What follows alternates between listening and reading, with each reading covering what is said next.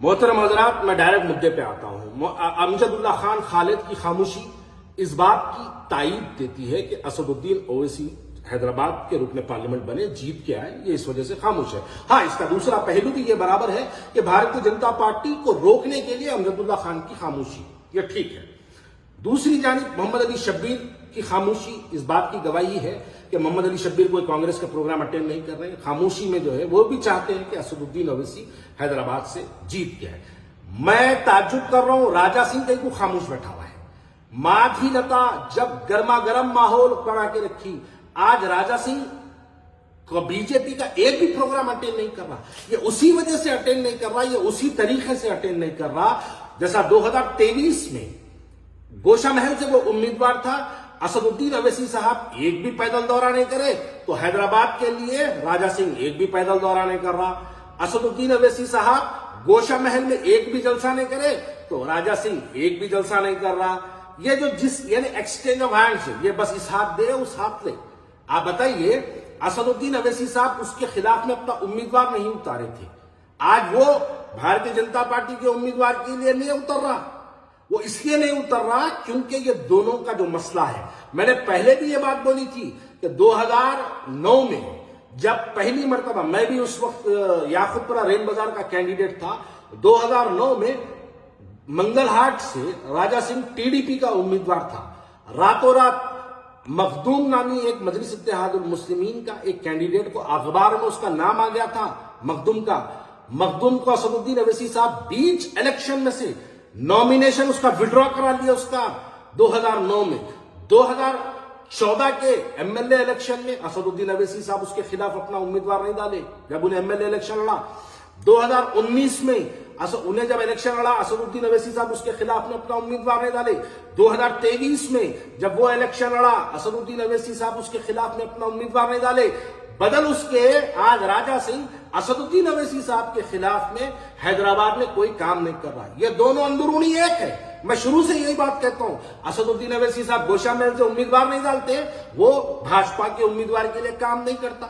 असदुद्दीन ओवैसी साहब उसके खिलाफ में कोई बयान, पूरे इलेक्शन की कैंपेनिंग में मलून राजा सिंह हुजूर अकरम सल्लल्लाहु अलैहि वसल्लम की शान में गुस्ताखी करने वाले के खिलाफ में असदुद्दीन ओवैसी साहब कुछ नहीं बोलते। हां, आज जब एक भारतीय जनता पार्टी का एक एमपी 15 सेकंड का बयान देता तो असदुद्दीन ओवैसी साहब 15 मिनट उसके ऊपर बोलते। अरे मैं पूछना यह चाहता हूं कि 15 सेकंड का जो बयान आज जारी हुआ, ये हमारा बयान जो 15 मिनट का दिया गया था उसका जवाब है हमको ये। और अल्लाह ताला ने कुरान मजीद के अंदर इस बात का वाज़ेह तौर पे फरमा दिया कि तुम किसी के मानने वालों के मजहब के बारे में, उनके मानने वाले देवी देवताओं के, उनके मजहब के मानने वालों के बारे में बुरा भला ना बोलो, ताकि वो पलट के तुम्हारे हकीकी खुदा को बुरा ना बोले। आप जब कुरान की आयत को नहीं मानेंगे तो ये बात आपको मान के चलना पड़ेगा कि वो कुरान की आयत सच है, उसी के बदले में हमको अपने हुजूर अकरम सल्लल्लाहु अलैहि वसल्लम की शान में गुस्ताखी मिली। अगर आप वो नहीं करते, कुरान की आयत को आप वॉयलेट नहीं करते, तो आज हमको ये दिन देखना नहीं पड़ता। आज कोई मस्जिद की तरफ बेहुरमती हमारे को तीर मार के नहीं करती। देखिए, आपने जो बुनियाद डाली, लोग कहते हैं कि 2014 से हिंदुस्तान के अंदर फिरका परस्ती आला उरूज पे है, आला उरूज पे है, बार बार ये बात सुनने आती। लेकिन मैं ये बात को वाज़ेह तौर पे कह दूं कि 2014 से फिरका परस्ती आला उरूज पे नहीं है।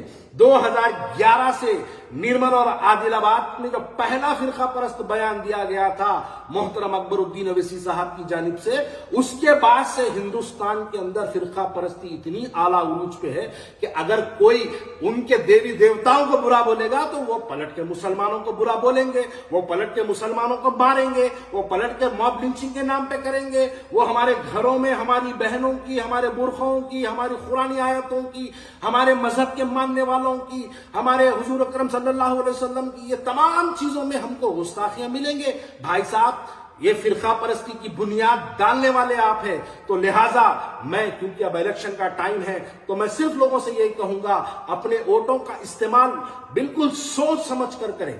बल्कि मैं यहां तक भी कह दूं कि हमको इस वक्त भारतीय जनता पार्टी को अगर रोकना है तो हमको कांग्रेस पार्टी का साथ देना, क्योंकि कांग्रेस पार्टी ही है जो हिंदुस्तान के अंदर नरेंद्र मोदी को रोक सकती है। मैं कल असदुद्दीन अवैसी साहब की तकरीर सुना तो बड़ी हंसी आई मेरे को, सुन के बड़ा हंस रहा था कि असद साहब बोल रहे हैं कि हैदराबाद में पतंग भाजपा खत्म। बोले असद साहब, भाजपा दारुसलाम से खत्म नहीं हुई। दारुसलाम गोशा महल में आता, दारुसलाम का एमएलए राजा सिंह है। मैं बार बार यही तो कहता हूं, हैदराबाद के अंदर अगर मजलिस इत्तेहादुल मुस्लिमीन के 8 एमएलए हैं, मैं बार बार यही बोलता हूं, 7 एमएलए सड़कों पे मेहनत कर रहे हैं, 8वां एमएलए खामोशी में काम कर रहा है।